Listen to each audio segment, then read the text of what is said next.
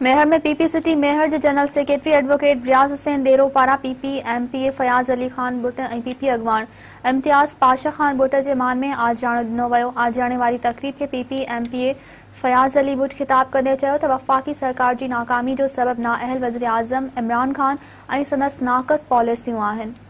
हुन चयो इमरान हुकूमत में आलमी सतह ते पाकिस्तान के बदनामी का सिवाय कुछ भी नाहे मिलियो। कराची में बरसात दौरान अड़ो कुछ भी नाहे थियो जड़ो मीडिया ते ॾेखारियो वञे थो। पीपी एमपीए चयो वज़ीर आला सिंध सैयद मुराद अली शाह जी मेहनत ते सिंध के फ़ख्र आहे। सिंध में ईंदड़ बल्दियाती चूंडन में पीपी जा नुमाइंदा कामयाब थींदा।